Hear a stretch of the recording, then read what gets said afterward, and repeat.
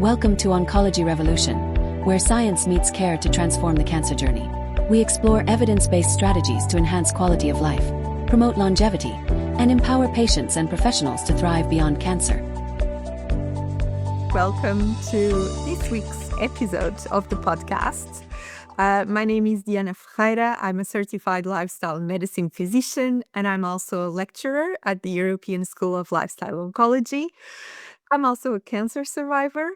And today on the podcast, I'm very excited to introduce Tim Son. Tim is an 18-year chronic myeloid leukemia survivor who is passionate about sharing his story to let other patient survivors and supporters know they're not alone and to encourage them to share their stories when they're ready. He also provides safe spaces for them to share their stories on a weekly global live stream show called Showing Up: Perspectives on Cancer, but also in books. And by the way, he's a two-time best-selling author with the Perspectives on Cancer book series, and he hosts also in-person events. Welcome, Tim. Such a pleasure to have you on the podcast. Oh, thank you so much for having me all the way here from Pennsylvania, and you're across the world. So I'm just grateful to have the opportunity to share my story and whatever value and connections I can make with you and your audience. I'm grateful. Thank you, Tim. Yes, so I'm based in Portugal. Tim is in Pennsylvania in the US. So this is like the amazing things of technology, I guess. We can connect For across the sure. world. Yeah. So, Tim, I would love to start this conversation by asking you about your story, your cancer journey.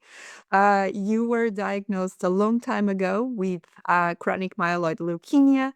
Would you be happy to share with us how your diagnosis developed and what's your story until now, basically? Yeah, absolutely. So 18 years and 3 months ago, I was diagnosed with chronic myeloid leukemia, which is a blood cancer, after I had discovered some purple bruises on my legs.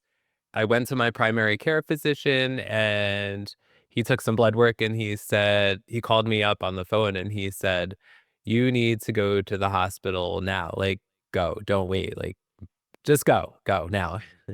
So I went to the hospital and I was there for 4 days. And in that time period, they diagnosed me with CML, chronic myeloid leukemia. Um, and basically, the treatment plan was at the time to put me on this medication called Gleevec, Gleevec. And over time, sometimes your body becomes immune somewhat to the medication you're on with CML. So I'm grateful that there's at least 6 different options now. So I started out with Gleevec, and then I took for probably like 8 or 9 years, and then I took Sprycel for 8 or 9, probably 8 or 9 years, and now I take one called Semblix.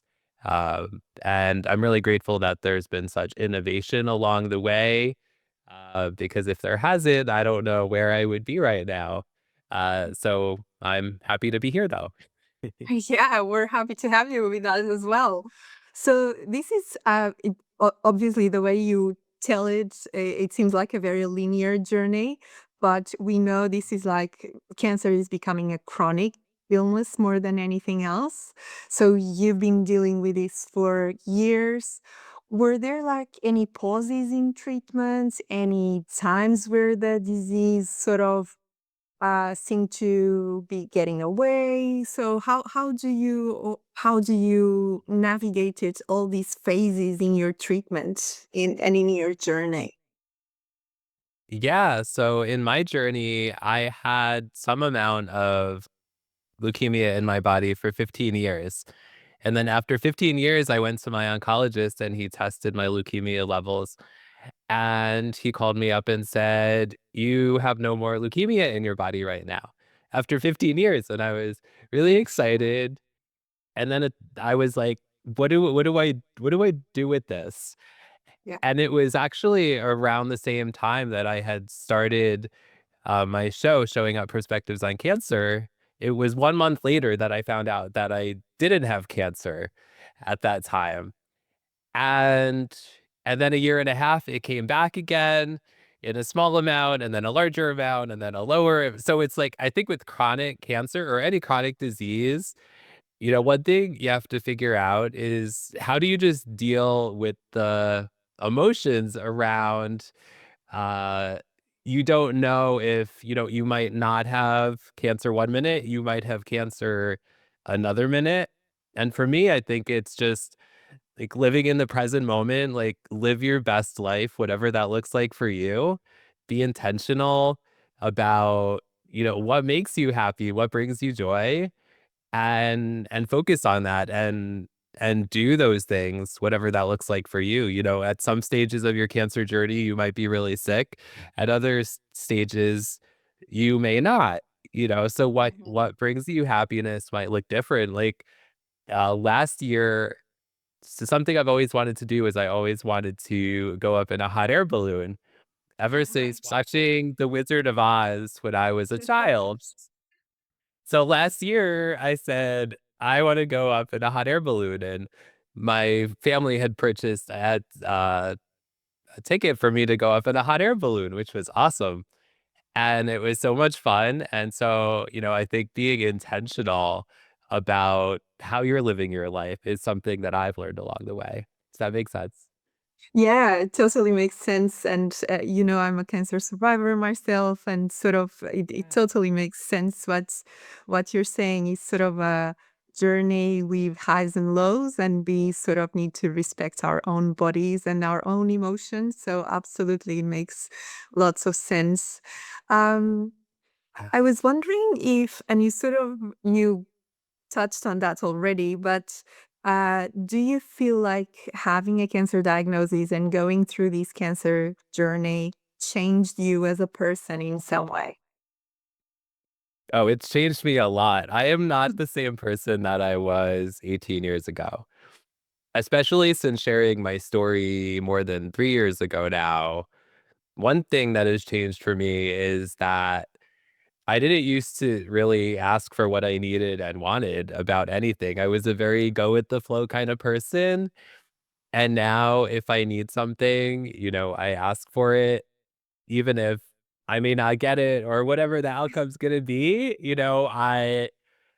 I just I am I don't like to settle anymore, if that makes Right. sense. Like Yeah. I'm more passionate about what I want, and I'm already kind of a stubborn person anyway, but you know, just asking for what I need and want in many different ways over the last few years has been different. A whole different me. Just that one aspect is an example. Amazing. Do you think that's the result of the challenges you go through as sort of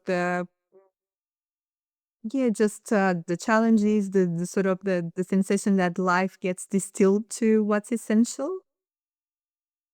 Yeah, I think oftentimes we get really busy in the day to day of life, and we just keep doing the same things. But one tool that has been really helpful for me over the last few years is I've been going to see a therapist.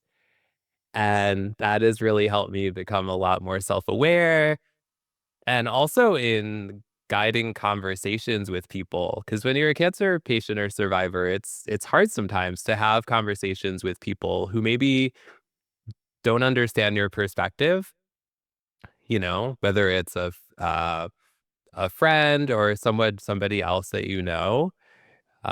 So I think therapy is a great tool for many different ways, but to become more self-aware, and also if you need help in guiding conversations, some hard conversations sometimes.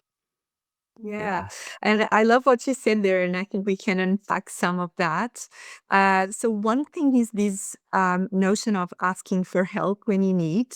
And it's so interesting because you had so many sort of crucial times in your journey. Like, obviously, the moment of diagnosis is a challenging one. It's always like sort of facing death, even if just the word cancer really does that for us. Um, but then you spend really 15 years without big side effects, if I understood correctly. And then you had sort of, um, I don't know if we can say a relapse, but anyway, Mhm. cancer was gone and then it came back. So how was it for you to navigate these different time periods? And did you feel you needed more support in some of them?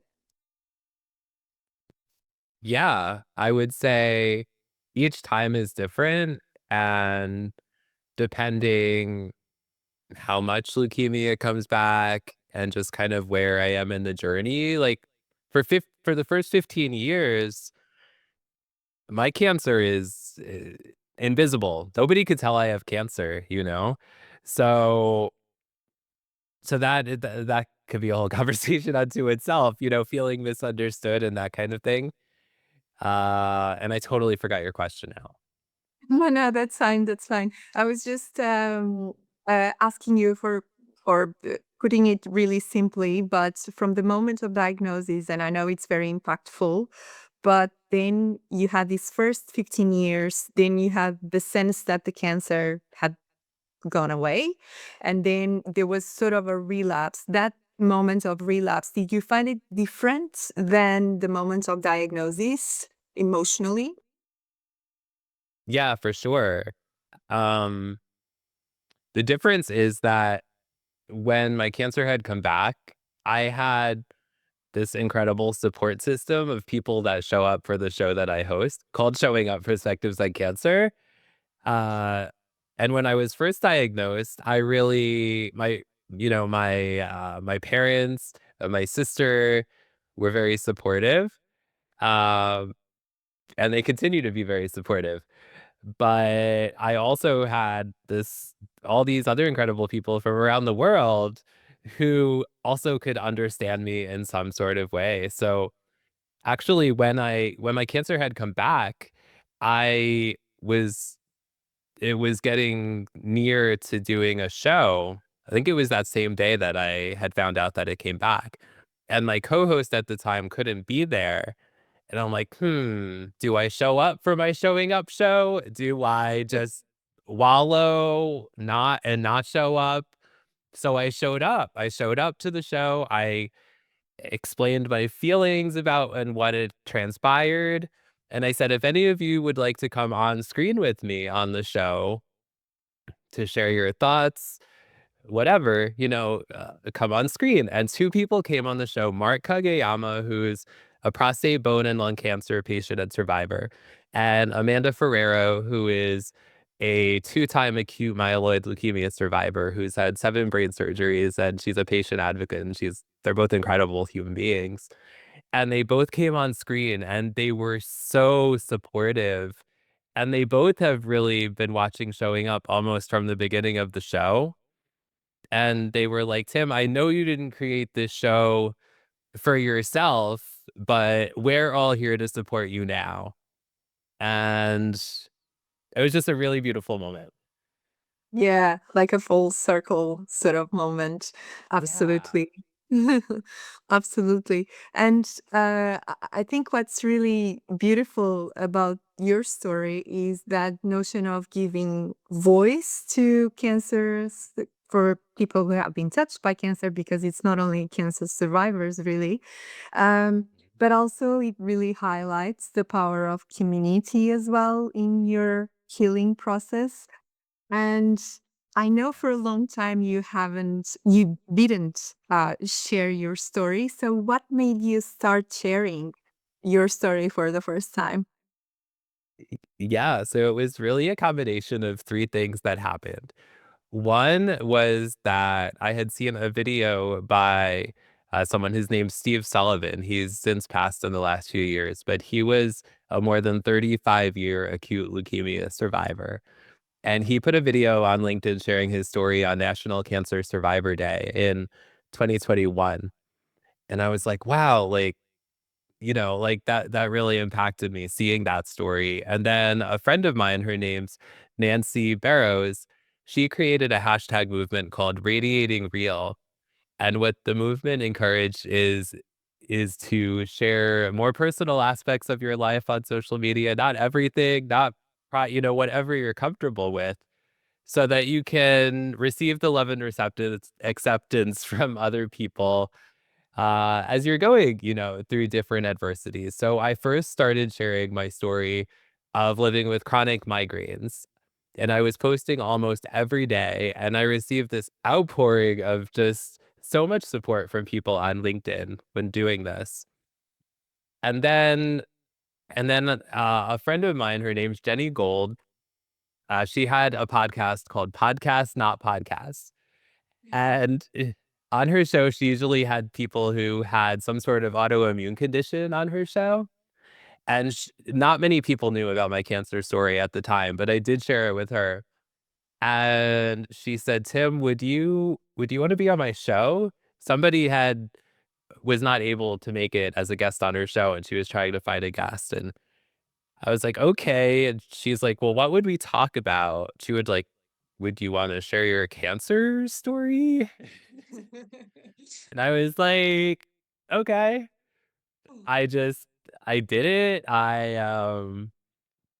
didn't know the impact it could have, or how I would connect with so many different people, including yourself here, as a result of sharing my story.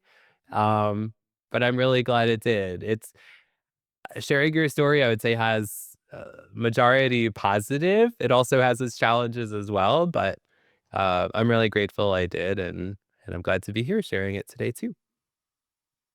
Brilliant. And would you tell us more about that? What are the big positives that you take from sharing your story? Also, what are some of the challenges of voicing your story?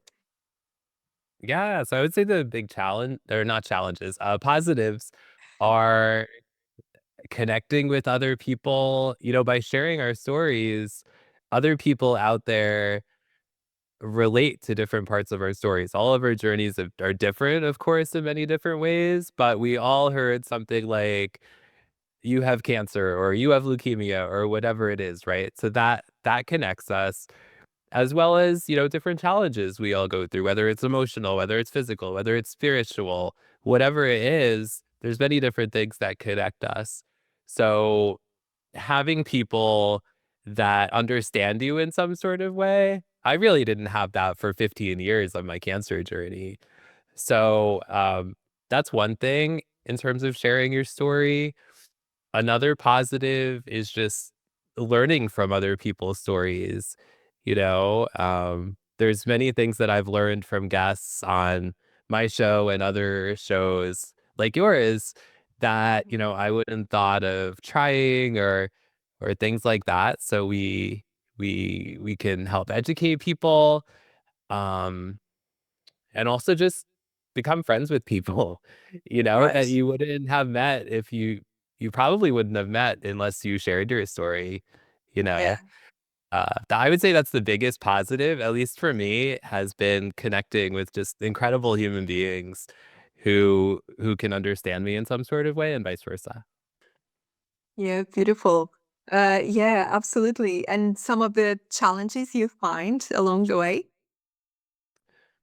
Challenges, I would say, are some of your relationships are gonna change probably. Some people may disappear, some people may not understand you or want to understand you.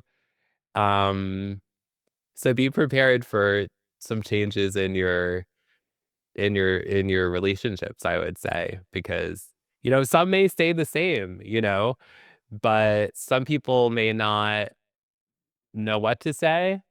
Some people may hide. But some people may show up and be more supportive than ever, and you don't know Yep. until it happens. So I would say Yes. that's the biggest challenge. And you still think it's worth it with the challenges? Yeah, for sure. Absolutely. Absolutely. Yeah. Okay. So one thing that I really like that I always see written on your bios is that you encourage people to um, share when they're ready.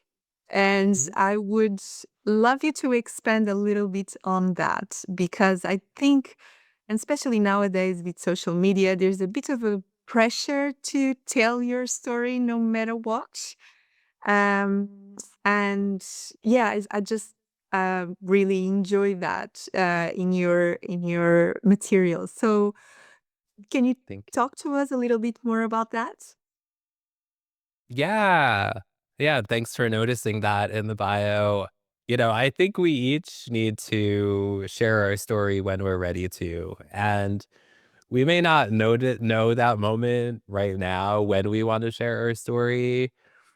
And I think it's important to think about what are the ramifications also of sharing your story, both positive and also on the flip side as well.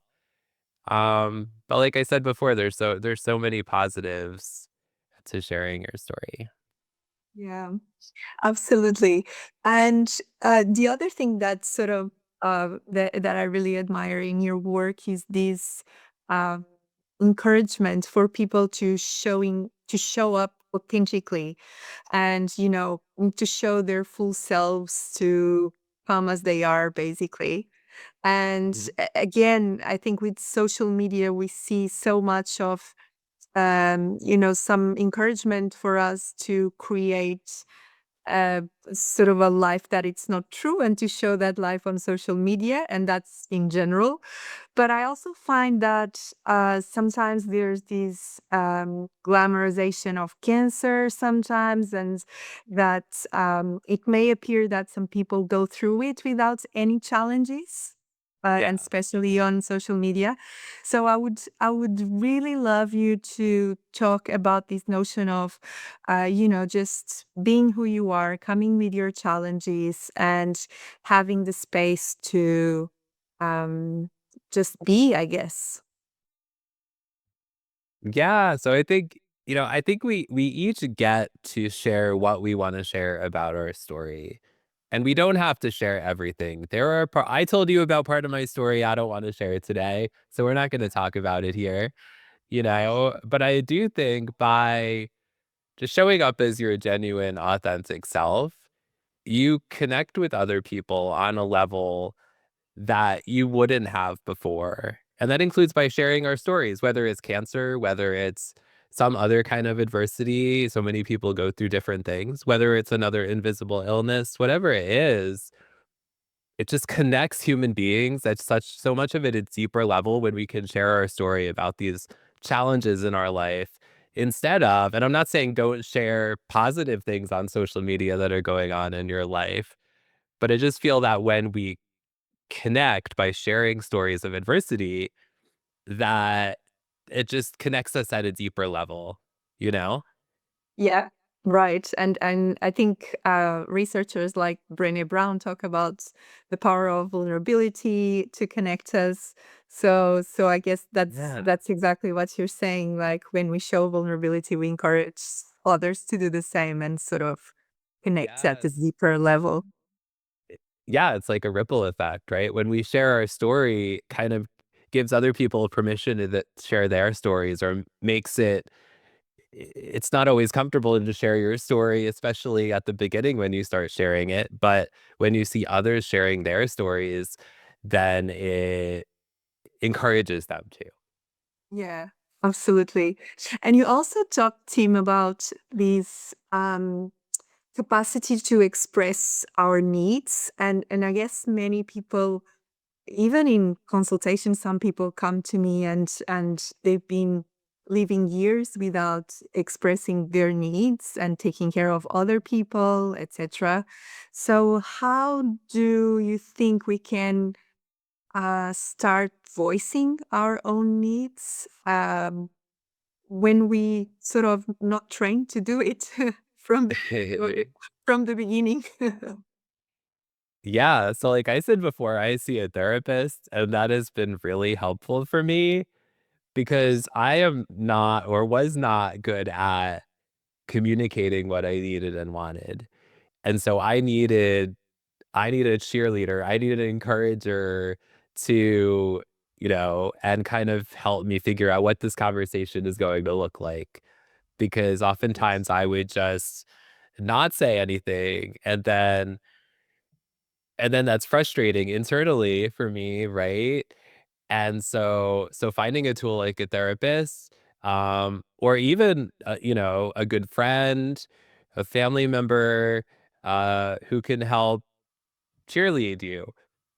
They may have, pom-poms, they may have imaginary pom-poms, but either way, it's pretty good. Yeah, absolutely. Um, so in that sense, like the power of community, and I know that's a big thing in the spaces you create as well. The fact that you have Yeah. people who have been through the same thing. Um, have you been surprised by the power of community during your time organizing these events and these meetings? Yeah, I mean, when I started sharing my story and when I created Showing Up Perspectives on Cancer and the books and the events over time, I did not know if it would be received well. And most of the people who watch the show and engage with the show um, are on LinkedIn, the professional social network, right? And here I and, other people are showing up on LinkedIn sharing their stories of cancer or other things, whether it's depression or anxiety or whatever the story is. Uh, but LinkedIn has been and that's where I've connected with most of the people that I've had on the show or that I've had conversations off camera, just supporting people, encouraging people that have reached out or that kind of thing. But I would say I was surprised because I didn't know what would happen after creating the show. Maybe it would have happened one time, but now it's almost 3 years later, and Showing Up is now a 501(c)(3) nonprofit organization also after all this. So it's been an incredible journey, and it's still going. Thank Yeah, that's amazing. The work you do is really it's really beautiful. Um, you. so I have a sense sometimes that we also or some people may struggle to, for example, join a community or join a support group, um, and especially when it's related with uh, cancer, it might be a challenge. And I guess many people have the sense that you'll be listening to other stories and it might be difficult to digest to some degree. And I would love to hear your perspective about this. Do you have the sense that um, what happens when people join these the group you created, and do you feel it may have also some challenging aspects for people who join, or is it our perception before joining that it's more geared towards that way? So Showing Up is in the hour-long show, it is usually all the emotions. It is Right. laughing, it is smiling, it could be crying, it could be serious, it could be silly, it could be all these different things, and I know there are people that watch the show that don't comment on the show, but they're watching because they want to connect with other people, they wanna hear other people's stories. Maybe they're struggling at a certain moment. And yeah, there are people that show up almost every week for the show, and have for several years.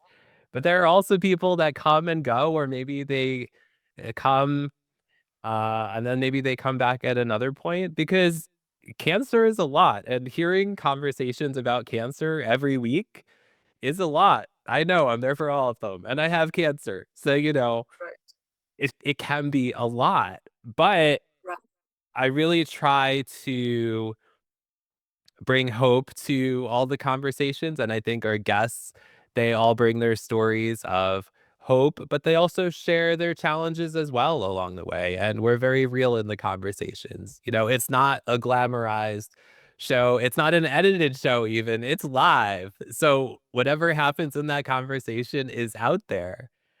And I think that's what I love about live for a cancer show is that cancer is a lot, and all of that is expressed during the show. The Yeah. emotions, all the feelings are there, and I think that's what I love the most about doing it in a live format is that it really even brings out that authenticity and vulnerability even more because it's in the moment, you know? Right. Yeah, absolutely. And your audience is mostly cancer survivors, or do you have supporters as well, carers, um, uh, people who have friends who have been through cancer? I don't know, and health professionals. I'm actually really curious to know if you Yeah. have health professionals in your groups. Yeah, so it's really all of them. Patients, people who are currently going through cancer, people who have gone through cancer, supporters, whether it's caregivers, um, sometimes like oncology nurses or oncologists, or, but I would say for the most part, it's patients, survivors, and like caregivers. Yeah. Yes, also healthcare professionals, also somewhat, but I would say those are the main people. And I think, we learn a lot during the shows from each other because we bring all these different perspectives together and we can all learn from each other's different perspectives because we each have our own, right? Yeah, absolutely. And I was going to ask you some, without identifying the people, obviously, or going into details, but like, um, did you experience any particular cases in which your show had a positive impact for a particular person, and that you feel it was really crucial during their journey, basically? So, yes. Uh, so this person sent me a message on LinkedIn the day that they were diagnosed with chronic myeloid leukemia, the same cancer that I have. And this person sent me a message and said, "Hey, I just found out today that I have CML. I'm feeling really overwhelmed. I don't know anything. I don't know what to do." That's basically all she said. And then I said, "Do you want to get on a call? Do you want to chat?" And she was like, "Sure." So we got on a call and she said, again, that she was overwhelmed. And she said, "Would you share your story with me?" And I said, "Sure." I said, At this point, it was 17 years ago. 17 years ago, I was diagnosed with CML." And she said, "17 years ago?" And I said, "Yeah, 17 years ago." And she was like, "You just gave me so much hope. I had so much anxiety." And we talked about some other things too and parts of my story. And she shared more about what she was going through. But I never thought that somebody who actually had like the same kind of cancer as me, would reach out and be like, "Hey, I don't know, can you help?" And it was an incredible conversation. And there was one other person also that reached out to me a few years ago, and he also had CML. Yeah, he just found out he had CML and he was going through some challenges. And I said, "Hey, do you want to chat?" And it was the same kind of situation. So being able to help people by sharing our stories, that's really that's really why I'm so passionate about sharing mine and then also giving people space to share theirs because then they can also help other people. Like I was saying, like the ripple effect. Yeah, absolutely. It's so beautiful the way things go sometimes, even through the challenges. And I was going to ask you about that as well in terms of the cancer journey is never easy. And again, I don't want to glamorize it at all, but it has been my experience that we can sort of learn many things about ourselves during the process. And, getting to know parts of you that actually you didn't know were there. So I was going to ask you, what have you learned about yourself? And I know you mentioned the expressing your needs, but who was team before cancer? Who is team after cancer? Oh. So I used to be much more of an introvert when I was younger. And like I was saying, the first 15 years of my journey, I didn't share my story. And I just kind of lived life. I took a pill every day. I felt fine. So it's kind of surreal to have my kind of cancer because like physically I've never felt bad. Um and I forgot your question again. So who were you before? What have you Of learned? course. How have you become? Yeah. Yeah. So I'm trying to think how else I have changed. I was much quieter earlier. Um I don't know. I'm just more um I think I'm more of a people person now. I really like to connect with people now. If you knew the me when I was in high school, you know I was quiet, didn't like to talk to people. Um, I would say that's the biggest thing is just connecting with other people. And also live video has helped me a lot with coming out of my shell over the last 2 years, especially since sharing my story. Yeah, I would say those are the biggest things. The biggest ones. And do you, I find it really interesting because it seems that you are very much driven by purpose as well. Like you find meaning on what you do. And I was wondering, what's your perspective on that? Because with the cancer diagnosis, I guess we can be very stuck in the diagnosis and be very stuck in our own problems and going through treatments, and it's hard sometimes. And I mean, I think it's hard always, but then there's periods in which it's Yeah. harder. Mhm. But how do we w- within this this situation find our purpose? And I don't want to give it like a big connotation like you need to find your purpose, but how do we continue to find meaning in our lives beyond the disease?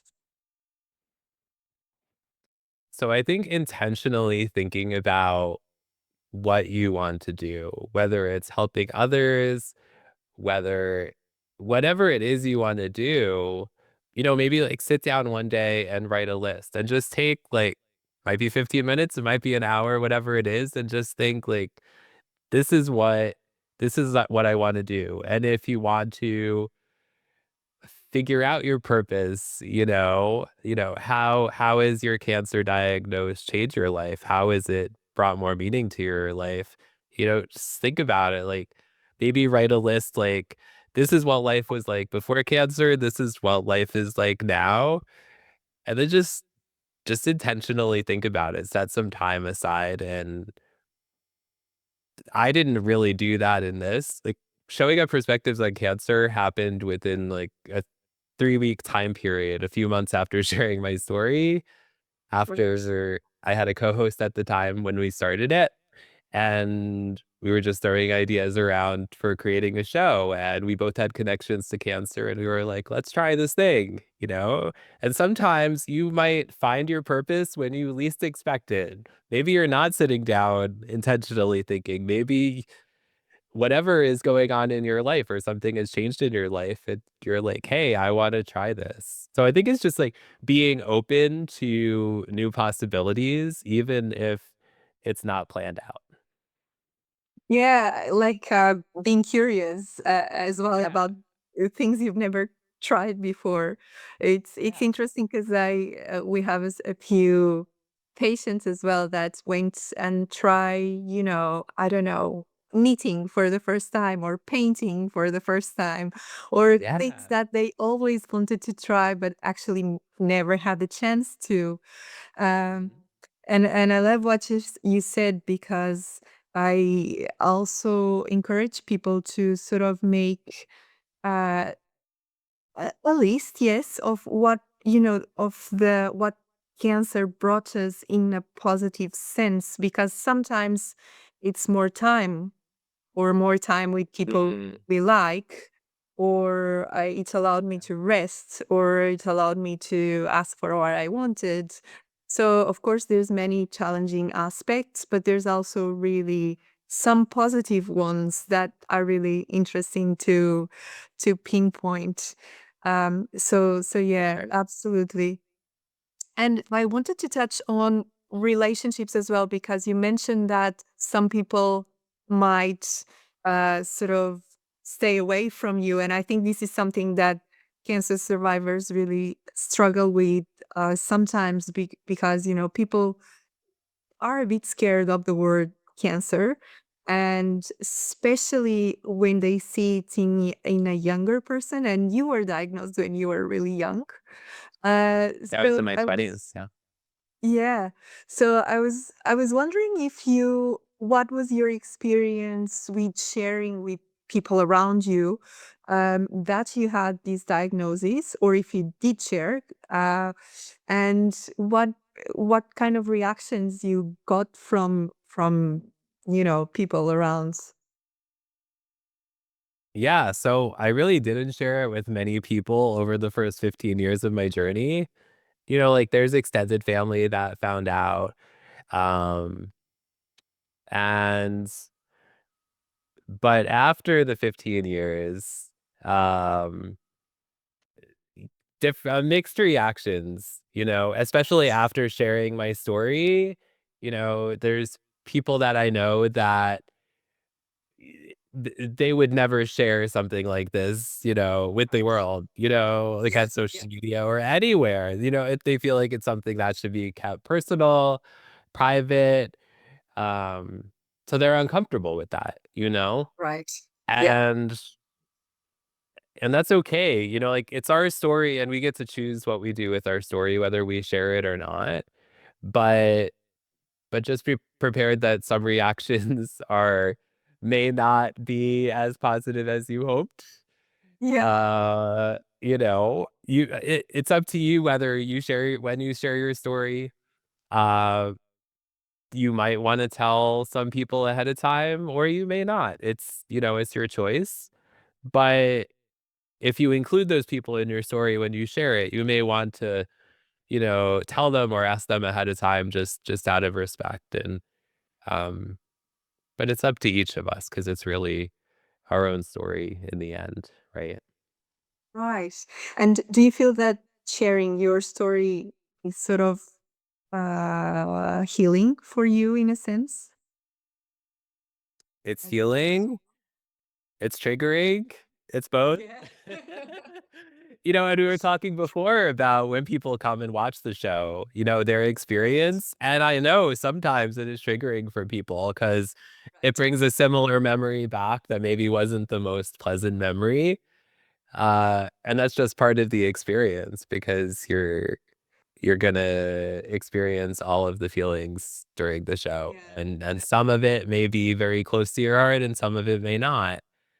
And Yeah. that's just the way it is. Yeah, absolutely. And I found that I wasn't so much in that situation, but I remember some of my closest friends being a little bit taken aback with the diagnosis, with my diagnosis, and also having difficulties in um, staying close because and I realized I know this is very difficult for many people because they're losing people who are very dear to them. But at the Yeah. same time, I sort of understood that cancer can be really frightening for other people. And so it's not really about us sometimes, it's more about Yeah. them and their own conceptions on the way they see cancer and the fears they have. So it's Yeah. it's interesting as well that um and also Yeah. I yeah, go ahead. Do you want to say something on I that? was just gonna say, it's important too that caregivers and family members and friends have resources as well. It's our journey, yeah, but it's also impacting whether we have a caregiver, family, friends, whoever it is, that are close to us, it's going to impact them as well. So I think it's important that um, that we communicate with those people, that we try to understand their perspective as well. Uh, because oftentimes those people are helping us out a lot, and I think it's important for us to express our gratitude for their help, um, and be open and honest with them about whatever it is. Yes, absolutely. I think, people who are there for support are really um, amazing sometimes. And I went through cancer during COVID, and it was me and my husband in a foreign country. So, of course, we had lots of helpful friends, but in the end, it was just the two of us at home. So it's really amazing how some people that are around us really stepped up to the task and make us feel so comfortable and so loved, even through, from the heavy part of the illness. So absolutely, I think Yeah. people around us, they deserve lots of good things. Yes, yes, Yes. for So sure. Round of applause for all the caregivers and family and exactly. friends. Yeah. Exactly. I think we should take a moment to bow to all caregivers out there. Yes, um, for sure. Absolutely. In terms of what's next for you, Tim? Projects for the future. How do you see your project continuing and growing? Would love to hear. Yeah, so there's the Showing Up Perspectives on Cancer show that's been going on for a few years now. So that's definitely continuing. It's on Wednesdays at 8:30 Eastern time right now. So if anybody wants to find any information about the show or any of the things, they could go to perspectivesoncancer.com. Uh, there are going to be more books coming out as well. So far, there's been two Perspectives on Cancer books and one called Perspectives on Invisible Illnesses. And that book includes cancer stories, but also chronic anxiety stories and depression stories and chronic fatigue syndrome and all sorts of stories. But the thing that's in common is that everybody has an invisible illness or had an invisible illness. Uh, so there will be another book coming out. I'm not exactly sure when yet, but it's in my brain, and there's a lot of work to be done on that. I feel like it's been an incredible experience doing these books because they're collaborative books of people sharing their stories. And yes, it impacts the people that read the books, but it also brings all the authors together. We usually do a live book launch party online on LinkedIn and other platforms, and seeing those connections and how those people become friends or collaborate or whatever it is. That's like you were saying before about community. There's another example of community. Yeah. Uh, and then also the next Showing Up Perspectives on Cancer event is going to be in October 3rd to October 5th in New York, in a town called Garrison, New York. So those are so special to me, being able to meet people, some people who have watched the shows or have been guests, some people who show up and have never been to any of our things before. Uh, that's always special. And then creating the nonprofit, so much work to be done with that. But one other thing I really want to do with the nonprofit is to be able to raise money for people's medical expenses because cancer can be expensive. And also right now I'm in the process of fundraising for our in-person event. My goal is to raise $25,000 this year.